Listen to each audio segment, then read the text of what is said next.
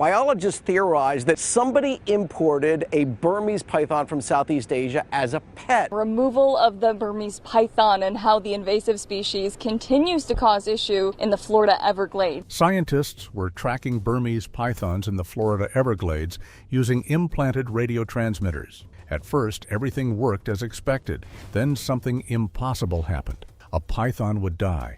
Its transmitter would send a mortality alert, and researchers would head out to recover the carcass. But when they checked the signal again, it was moving.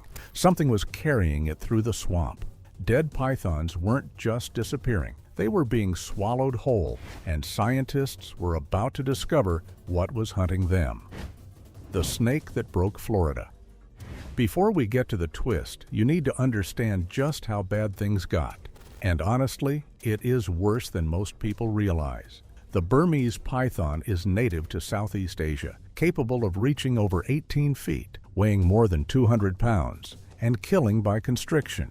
Florida imported thousands of them as exotic pets. Owners loved the novelty right up until the snake got too big, too expensive, and too terrifying to keep. So some released them into the Everglades.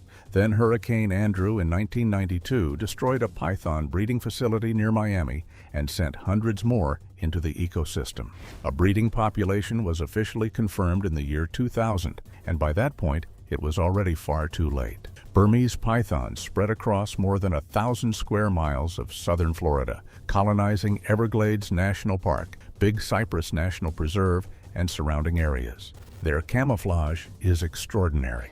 Their behavior is secretive. They can go weeks without moving. A single female can lay between 50 and 100 eggs in a clutch. And according to biologists, only about 1% of Burmese pythons are ever actually seen or captured.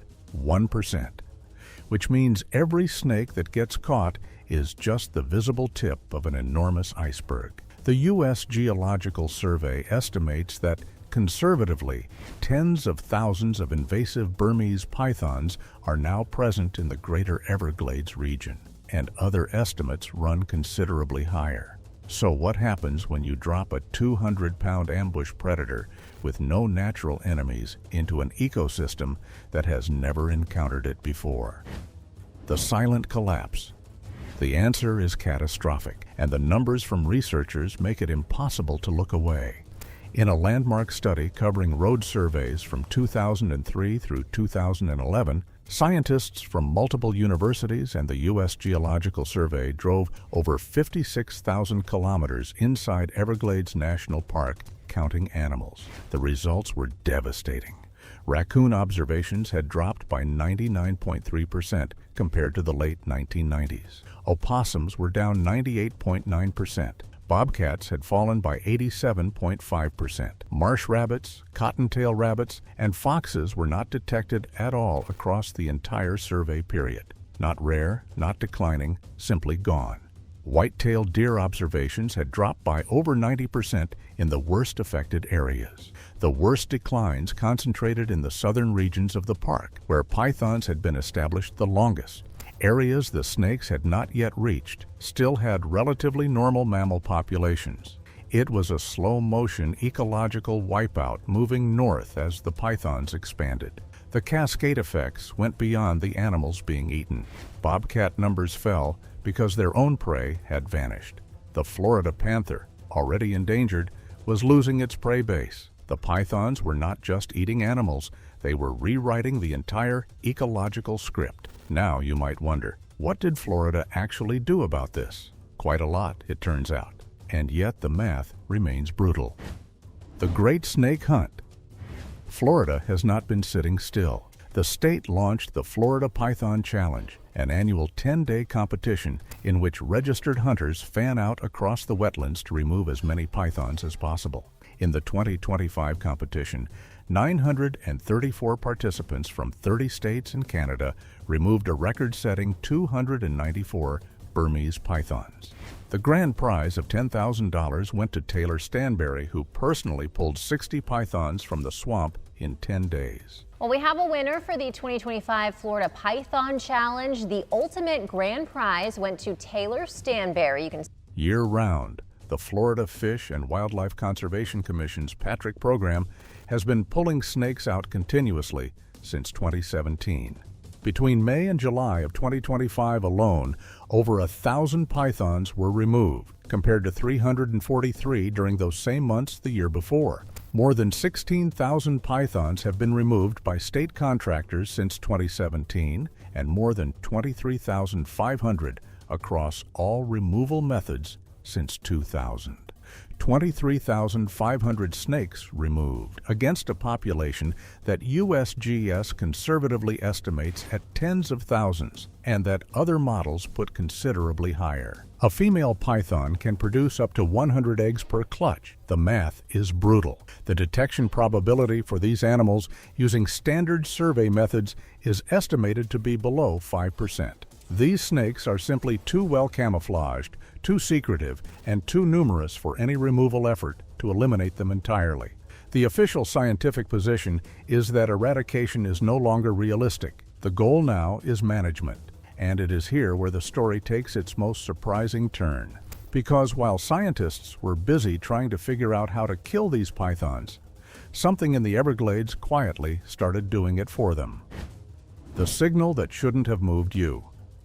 SGS researchers implant radio transmitters inside pythons to track their movements and monitor survival rates. The transmitters are sophisticated enough to send a mortality signal when the snake stops moving. Standard procedure. Signal fires. Researchers go investigate. Except some of those signals started moving again after the mortality alert, traveling through the wetlands as if still inside a living animal, because they were. Just not the same animal. In a study tracking 19 baby Burmese pythons from May of 2021 through February of 2022, researchers tagged and released hatchlings, then followed their mortality signals as those signals went off one by one. In one case, a transmitter led researchers not to a dead snake on the ground, but to a cottonmouth in Big Cypress National Preserve with a suspicious food bulge. Radiography confirmed it. The cottonmouth had swallowed the juvenile python whole, transmitter and all. In another case, researchers tracked a transmitter to a king snake and followed that king snake until it eventually passed the device. The signal had been traveling inside the snake's digestive system the entire time. Of the 19 hatchlings in the study, 5 were killed by alligators. 3 were taken by what scientists identified as a mid-sized mammal, likely a bobcat. 3 more were eaten by cottonmouth snakes. 1 died attempting to eat a rat that weighed 106% more than itself, a reminder that even invasive predators occasionally overestimate their abilities. And then there is the matter of larger pythons. A big alligator nicknamed Godzilla was filmed on Thanksgiving Day, 2024, hauling a massive adult Burmese python through the water in the Everglades. In 2023, a Florida woman captured a 10-foot alligator eating a full-grown python on video. In 2019, another alligator was filmed shaking a python back and forth in its jaws. A 2023 USGS report by biologist Andrea Curlow and colleagues documented what they described as evidence that native animals were starting to bite back, identifying alligators, cottonmouth snakes, indigo snakes, bobcats, and bears as animals documented preying on Burmese pythons. But before anyone starts celebrating, here is the reality check this story actually needs. What this does and doesn't mean. The fact that native predators are beginning to recognize pythons as prey is a genuinely meaningful early ecological signal. The breeding population was only confirmed around 25 years ago. Seeing native species adapt their predatory behavior at all is noteworthy. It tells researchers the ecosystem is not entirely passive in the face of this threat, but the documented predation is concentrated almost entirely on hatchlings and juveniles. A baby python is a manageable meal for a cottonmouth or a young alligator. A 150-pound adult female is a fundamentally different proposition. The Godzilla videos are dramatic, but they show individual interactions, not population-level pressure. Against a species capable of producing 50 to 100 eggs per clutch, even meaningful hatchling mortality does not automatically translate into population decline.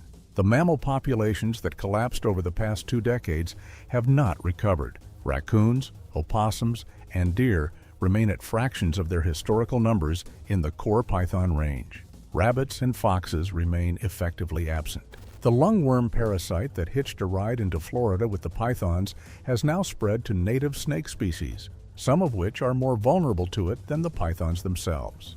And the python's range continues to push northward, with established populations now documented across a wide swath of southern Florida. What native predation offers is not a solution.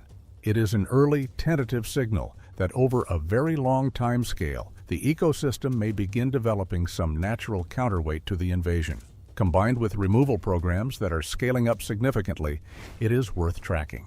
But the Everglades that existed before 2000 is not coming back on any human timeline. The story scientists are now telling is not one of crisis averted. It is one of a long, complicated recovery that is only just beginning.